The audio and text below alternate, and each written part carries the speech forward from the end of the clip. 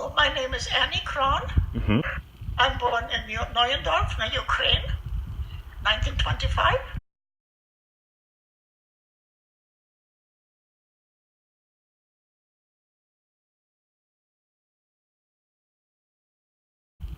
Okay, both of my grandparents from both sides, that was the earliest.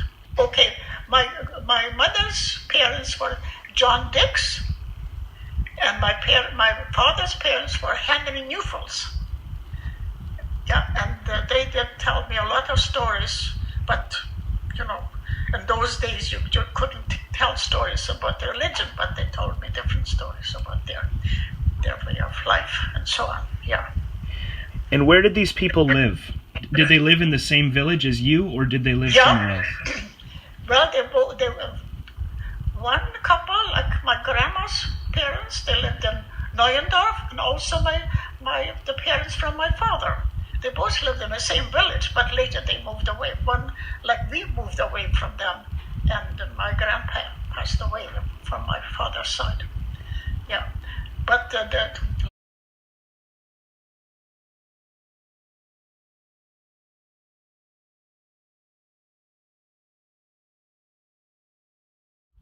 well, that is a very, very long story. That was my ancestors. They lived in the northern part of Germany. And then part of them, they moved to, not my ancestor, not directly my great-great-grandparents, but some of the Mennonites, they call them that way, the Anabaptists, they moved into Poland, but ours stayed in Prussia. And from Prussia, they sent a delegation out, and that was 1783, all the way to the Ukraine to look for land, because Tsarin, like that was the Tsar of Russia, they wanted more German farmers because the land in Europe and in Russia was just laying there, they were doing nothing. That was not producing at all. So then the Tsarin, that was a German princess. So that's why she knew about the German, let's call it the German farmers. And they always had big families, and all those sons, they wanted to be farmers. So she invited them in. So a delegation, they came down all the way to the Dnieper River. When you have a map before you, you can see it all the way to Kortitsa. And there they found out that this would be the right place for our ancestors to settle down and have farms and so on. It didn't really take too long. Then there were big villages growing up here and there. But then the villages were too big. There was not much more land available. So then the young men's fathers, they got together and they purchased more land from different estates, let's say it. And then the different villages started. That's how they came all the way from the Dnieper River to the Ural Mountain. Yeah. And you have villages all the way from German-speaking farmers. And they did all very, very well. And Grandma stayed with us then for a couple of more years. And what she told us that sometimes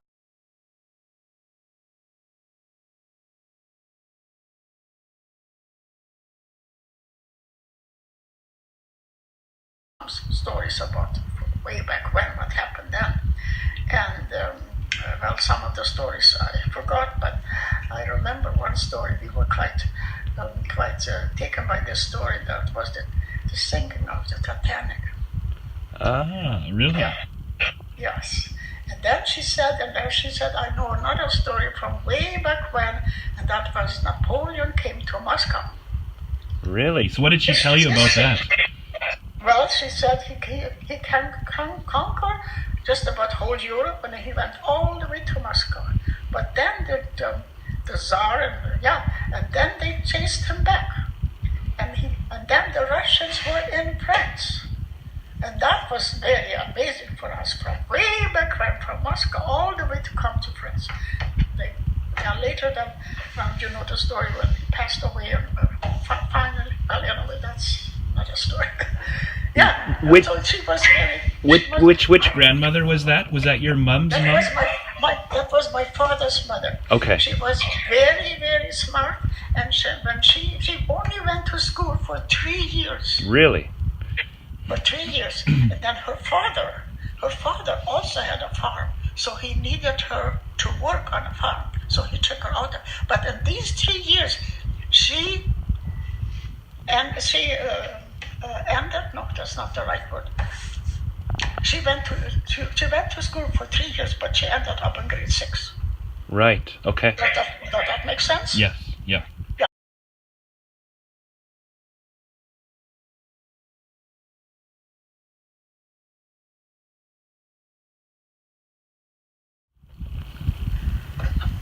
Well, this is a very, very heavy question to answer. I can't remember too much about that, but I just know that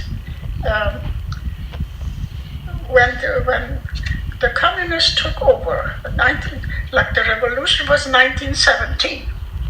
You remember that?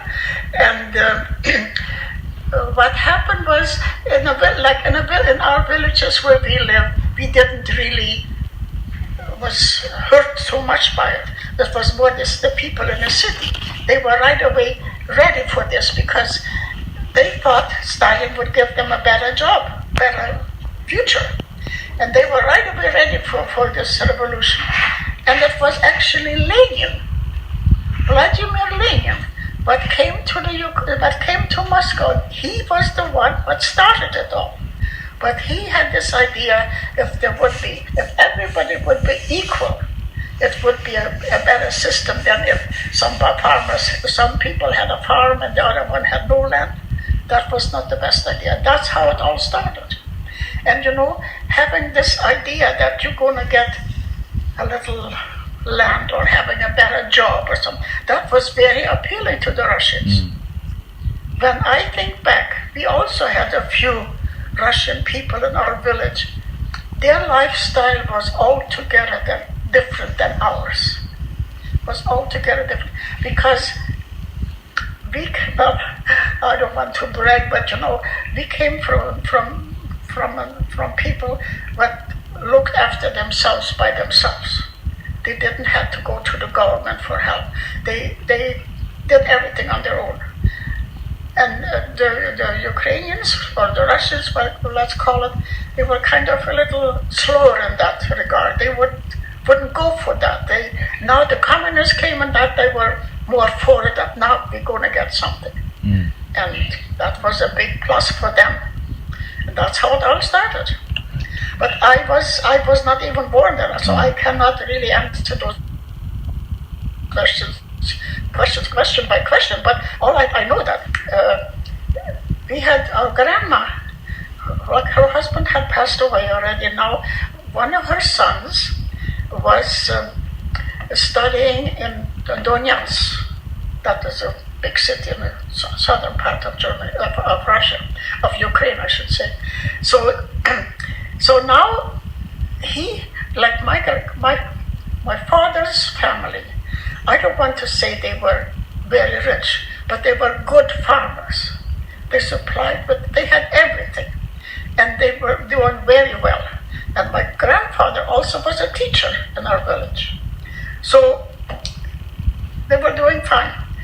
But when my uncle, his name was Martin, when Uncle Martin came to visit his parents, or his mother, let's say, I remember that she was telling us she had to close down all the windows because nobody had to know that she had a visitor. That would be her son. So on her way, one time when he came to visit her, he met a gentleman on the road because we had a highway going by our village, not too far away, and up to there he could get a ride with the bus or whatever. He got off and he had to walk now into our village. But he met a man and he said, "You know what? Martin, you better disappear because you're on a list to send to Siberia because you come from a very well-to-do family. And that was true. So right away, turned around and went back. So it was the last time that my grandmother, seen her son. Wow, really? Yeah, so he kind of disappeared. But yeah, that's during the communist system. Right. Yeah.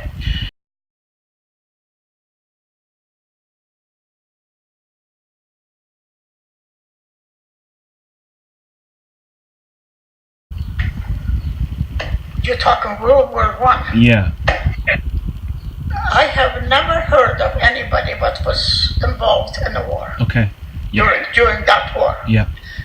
We all had, that was 1917, you remember, that was the time when we all still, well, my grandparents, or the older people, let's call it that way, they all had their farm to look after. And that was later, way later, that all the farms were taken away. But that was way later. So I can't remember of anybody ever heard of anybody that they were a soldier in the army at that time. Right. Yeah. Well, you know, when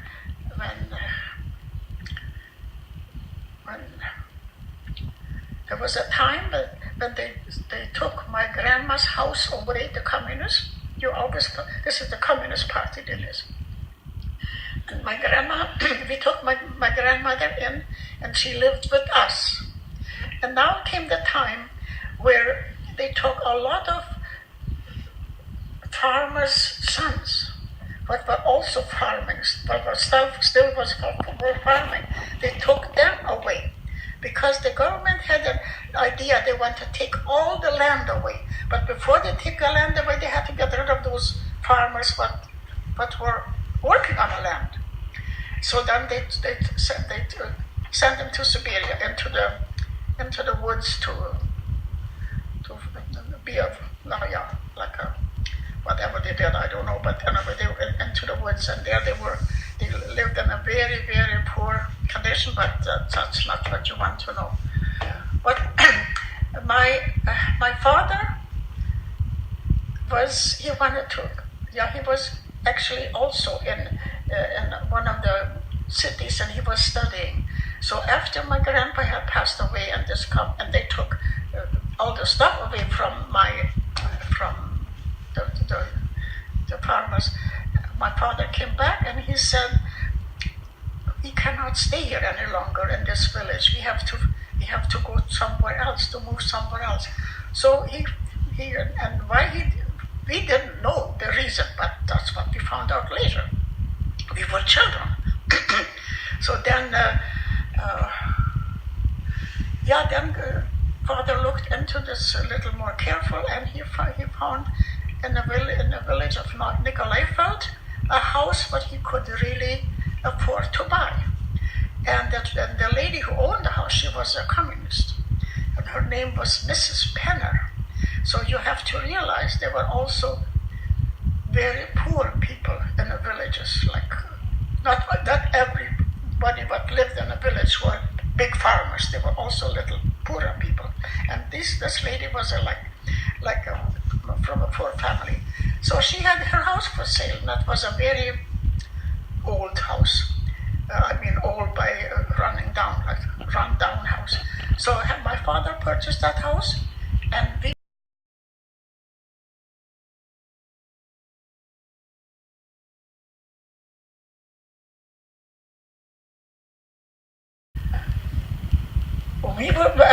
you remember you're talking about the question what's during the communist system.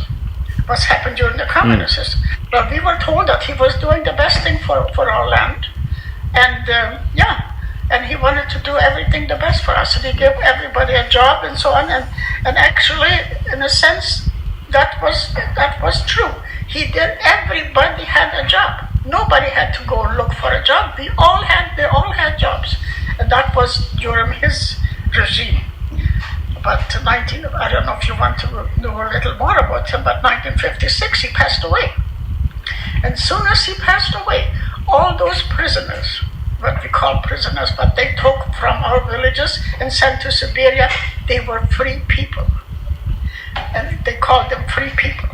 And then they were able to. Some of them were able to come home. Some of them were not able to come home. They had to go in a different area.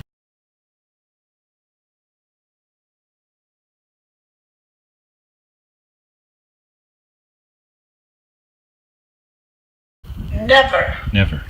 That was a thing you would not talk about. Not even to man and wife. But for the children, but nobody ever say anything bad or anything negative about the system to their children, because it could be the teachers were always also telling us how good we having it in the communist system, during the communist system. And if we would tell us, or if we would tell the teacher, my daddy and my mom said what was bad about the Tsar, what will happen then? Then our dad would be taken away. So we never ever said any negatives. Our parents said and never any negatives to us about this communist system.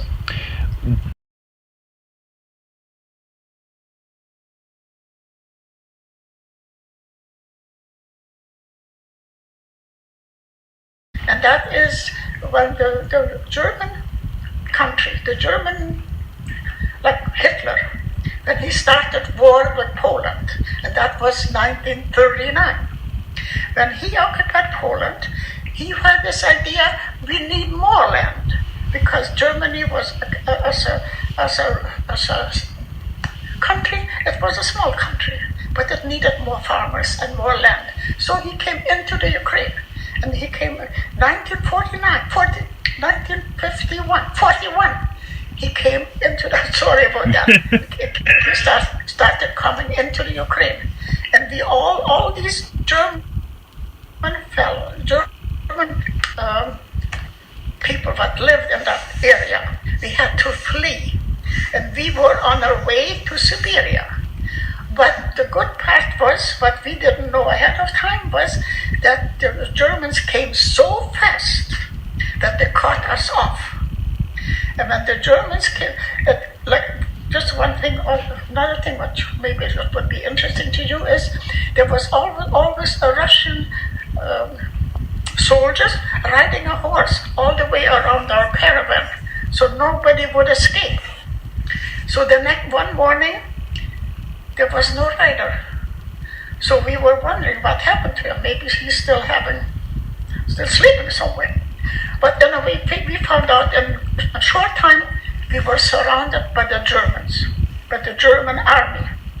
And they were so surprised finding so many people speaking their language. So that was the first time we encountered with the Germans, with the German army. And actually the German army was excellent to us. They right away told us we could go back to our homeland, to our villages. And that's what we did. But in the meantime, it was not that we were away too long, but in the meantime, so many homes were broken into, or the cattle was gone. Every family in our village had one cow, and they were gone at that time. Well, in a way, where should the cows go? You just let them loose, and wherever they went, we don't know. But anyway, that was our first inquiry with the German army. And then we were on our way home, and then a new life started.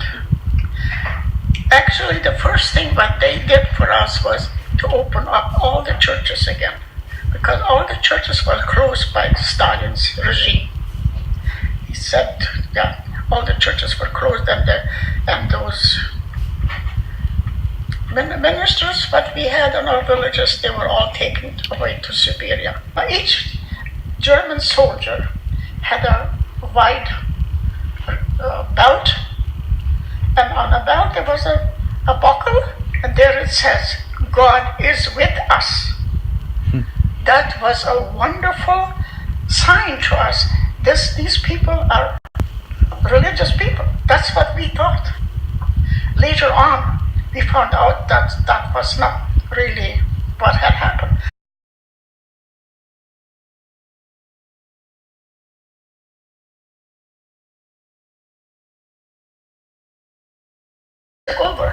my grandma, they took everything, but my grandma had only what she could. Was taking her long to move into our house was her bed and a chest of drawers with her clothes on. That was all.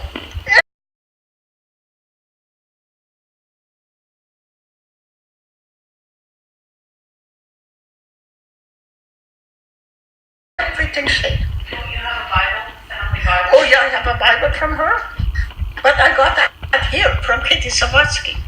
Kitty Savatsky was the oldest granddaughter of my grandma, and she inherited grandma's Bible. So grandma was also able to take the Bible along. But before Kitty Savatsky passed away, and actually lived in Abbotsford, she came to my house, to our house, and she gave me the Bible. That's why my grandma's Bible is in my possession. A tea kettle, or a coffee kettle, I should call it more or less. That was my grandma. When she got married, that was her wedding gift. Oh, wow, really? Yeah, I still have that. Yeah. Very neat. Very neat.